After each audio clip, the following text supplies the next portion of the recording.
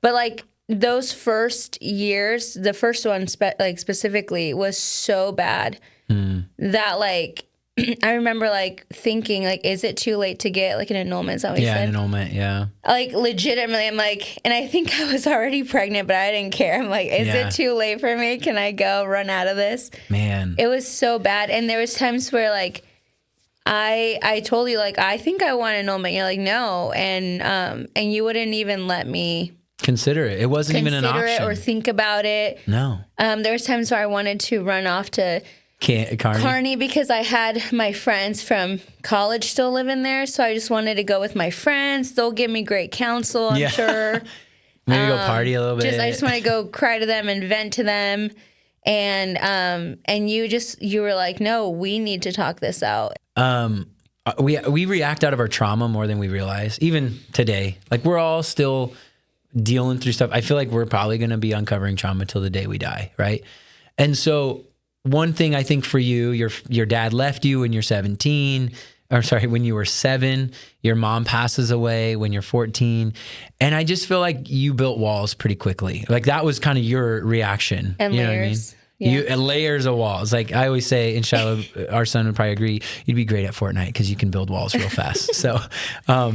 So you always built the walls. And then one of my traumas was my parents' divorce. And I thought about this recently, but I think that my parents' divorce actually is one of the things that led me to pursue you so hard. And I was like, no, we're not going to leave this alone. It was like you were literally talking about annulment. I don't remember if we ever had that conversation. Maybe you mentioned it early on, but I was just like, that is not an option because I went through that. And you were already pregnant, and I'm like, we're not going to do that. And it's interesting how sometimes God can use our trauma. He can use the things that hurt us the most, and he can flip them, and they can be strengths. And so for me in that moment, I really believe that the traumatic experience of me being my parents getting a divorce, it led me to pursue you so hard. You know what I mean? And we had, again, like I was saying earlier, like we had so many late night arguments. And Karina, you know I love to go to bed early. Like she called me grandpa. I mean, we'd probably get in an argument and it'd be like 8 or 9, and it would be like 1 a.m. and you'd be like, Karina, come on. And I'm just like, maybe just now budging a little bit. Maybe, yeah. Because I'm tired. Yeah.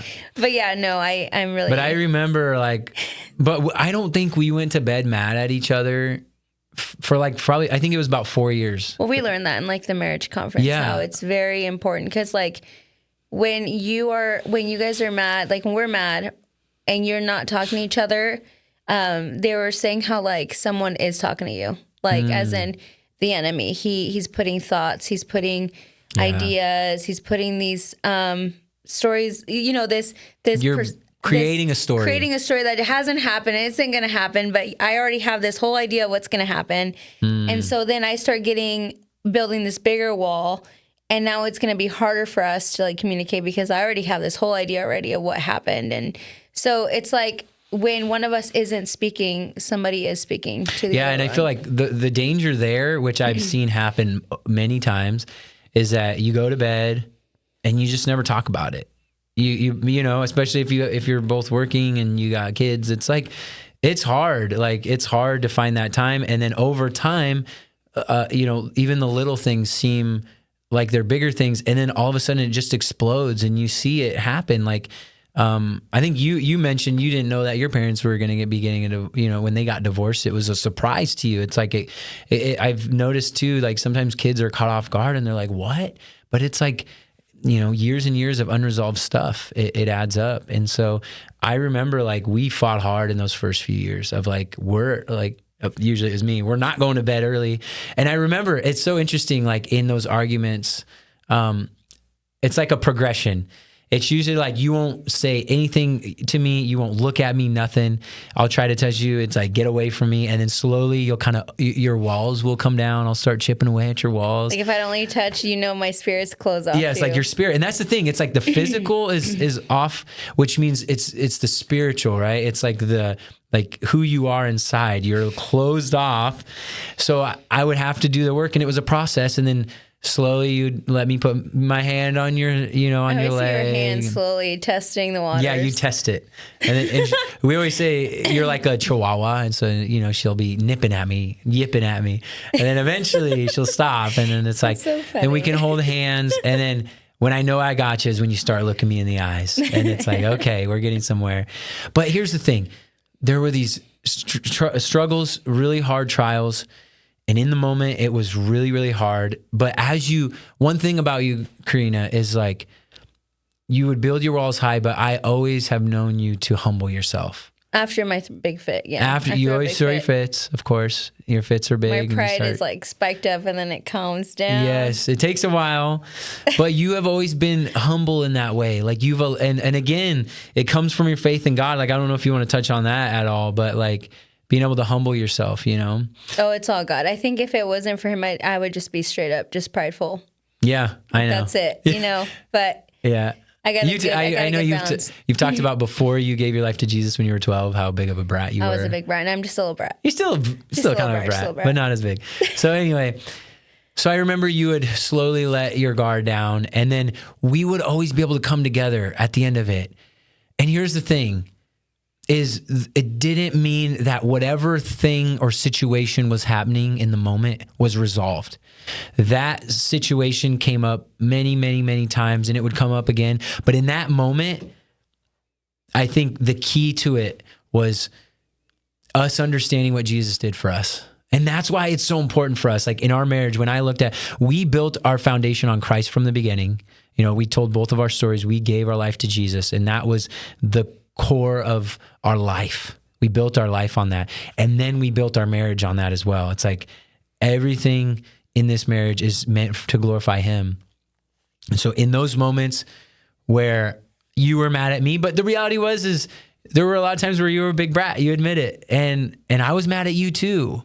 And I had to remind you of that sometimes, like, Karina, like, you're not perfect in this, right? But we have to remember that Jesus, he forgave us in at the worst moments of our life. And so we were able to, for that reason, we were able to reciprocate that to each other. Yeah, I think it's really important to, like you said, making a point that there will be situations that it's not like an overnight solution. Like, there are little disagreements, obviously, where you talk it out, it's done, okay, it's past us. But this specific situation, trial in our marriage, was probably for the first 8 years of our marriage. Mm-hmm. That's a long time. Yeah. But it was something that, like, it would come up and it would just, like, all these emotions and feelings would come up, and like it was a huge fight, and there are times where we didn't resolve it, and we had to, I think you would be like, hey, this is just still an ongoing problem, but let's just like overcome these feelings, and like, and we had to just resolve it for the day. Yeah. And be okay with that. And I think that problem's still ongoing, but because we've learned how to like tackle it day by day. Mm-hmm. Like, I don't think I've felt it can't like dictate bitterness me. It doesn't growing or anything like that. Yeah, it doesn't like affect us anymore. You know what I mean? We can talk about it casually. We can like and I think handle it way better because we had practice. But and I think it's a lesson in general. Early on there were a lot of little things that we made big things, and you learn how to like just like, maybe that's not a big fight. It's like you pick your battles. It's like, maybe that's not a big a deal as I thought. So early on, like, that was hard. But that first 2 years of marriage, man, I think that really paved the foundation for the future. And it really taught us how to like overcome those things. 'Cause in marriage, you will have to overcome, you'll have to swallow your pride, you'll have to forgive. Like, there will always be problems and struggles and trials. And I think for us, the fact that our marriage started that way and we were able to figure it out and navigate it through Jesus, like, it just set the tone for the rest of our marriage. We've got plenty more of the story to come, so make sure to subscribe and turn on those notifications so you're never left out on what's to come.